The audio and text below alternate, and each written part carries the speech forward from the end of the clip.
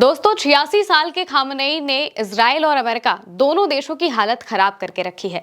Supreme leader क्यों supreme है ये बात उनके जज्बे से ही समझ आ जाती है। लेकिन वो लड़का जो 11 साल की उम्र में मौलाना बन गया था, जो मौलाना जैसे कपड़े पहनकर जब अपने दोस्तों के साथ खेलता तो सब उसका मजाक उड़ाते, वो आखिर ईरान का सबसे ताकतवर शख्स कैसे बना, बताएंगे इस वीडियो में।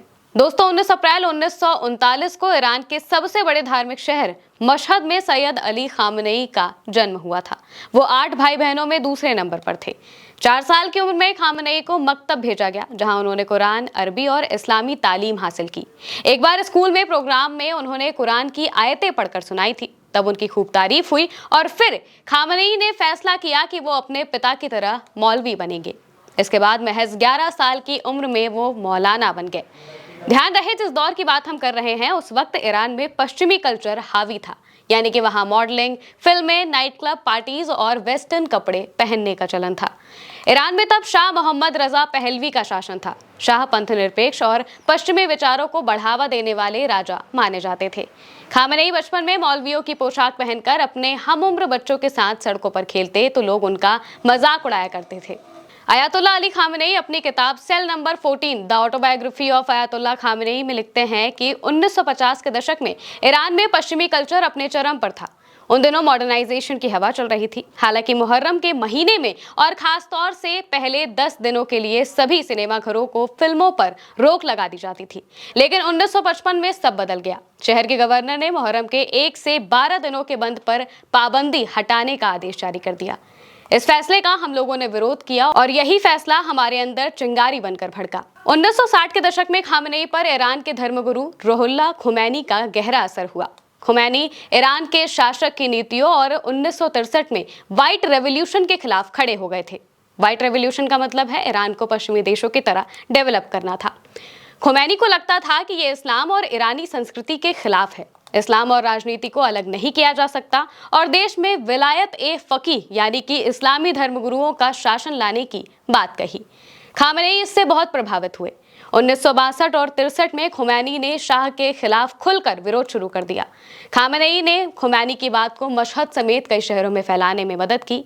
खामनेई को गिरफ्तार कर लिया गया, लेकिन इससे वो युवाओं और शाह के खिलाफ आंदोलनों में मशहूर हो गए। 1970 का दशक आते आते खामनेई राजनीति में माहिर हो गए। उनके गुरु खुमैनी को देश से निकाल दिया गया तो खामनेई ही उनके भाषण लोगों तक फैलाते रहे। इसके बाद 1979 में ईरान में इस्लामी क्रांति आई और शाह की सरकार गिर गई। फरवरी 1979 ईरान में इस्लामिक क्रांति के बाद खुमैनी पेरिस से वापस ईरान आए, नई सरकार बनाई और अपने करीबी लोगों को बड़े पदों पर नियुक्त कर दिया। उस समय सांसद और बाद में ईरान के राष्ट्रपति बने हसन रूहानी ने संसद में खामनेई को उप रक्षा मंत्री बनाने का प्रस्ताव दिया। खामनेई को उप रक्षा मंत्री नियुक्त किया गया। उन्होंने इस्लामिक रेवोल्यूशनरी गार्ड कोर यानी कि IRGC का गठन किया। यही IRGC आगे चलकर ईरान की सबसे ताकतवर फौज बनी। IRGC को बनाने का मकसद ऐसी सेना खड़ी करना था जो देश के लिए धार्मिक, राजनीतिक और आर्थिक मोर्चों पर लड़ सके, जो इस्लामिक राष्ट्र ईरान को न सिर्फ बाहरी खतरों बल्कि देश के अंदर के मामलों को भी सुलझा सके। इसके बाद भी खामनेई के रास्ते में काफी मुश्किलें आई। हमला भी हुआ।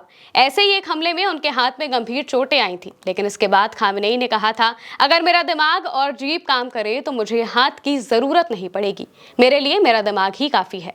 ये वाकया 27 जून 1981 का है। इसके बाद 30 अगस्त 1981 को ईरान के उस वक्त के राष्ट्रपति एक बॉम्ब ब्लास्ट में मारे जाते हैं। फिर देश भर में नए राष्ट्रपति की मांग जोर पकड़ने लगी। खामनेई इस समय तक IRP के बड़े नेताओं में शामिल हो गए थे। इस वजह से खुमैनी और IRP के नेताओं ने नए राष्ट्रपति के लिए खामनेई का नाम आगे किया। 2 अक्टूबर 1981 को देश भर में राष्ट्रपति के चुनाव हुए और 13 अक्टूबर को नतीजा आया। खामनेई 95% वोटों से राष्ट्रपति पद का चुनाव जीते और ईरान के तीसरे राष्ट्रपति बने। शपथ लेते हुए खामनेई ने कहा, मैं इस्लामी क्रांति की हिफाजत और जनता की सेवा के लिए अपनी जान भी दे दूंगा। 1985 में रहबर अयातुल्लाह रुहुल्लाह खुमैनी ने हुसैन अली मुंतजरी को अपना उत्तराधिकारी घोषित किया था, लेकिन किसी बात से नाराज होकर फैसला वापस ले लिया। इस बीच 3 जून 1989 को खुमैनी का निधन हो गया।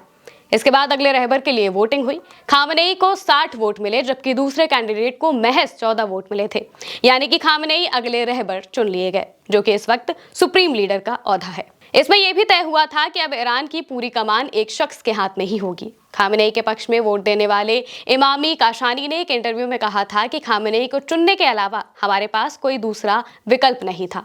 खामेनेई खुद सुप्रीम लीडर नहीं बनना चाहते थे, लेकिन रफा संजानी और मैं जानते थे कि हमें जल्द ही फैसला करना होगा क्योंकि सद्दाम हुसैन की सेना ईरान के बॉर्डर पर थी।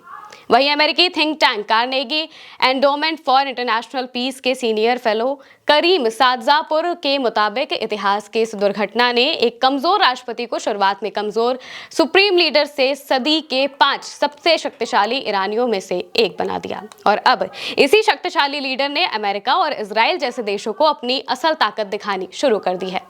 खामेनेई जैसा निडर और ताकतवर लीडर मिलना आसान नहीं है और इसीलिए इजराइल खामेनेई की जान का दुश्मन बना है। दोस्तों, आप खामेनेई के बारे में क्या सोचते हैं? हमें कमेंट करके जरूर बताइएगा। मैं हूं महिमा और आप देखते रहिए उल्टा चश्मा यूसी।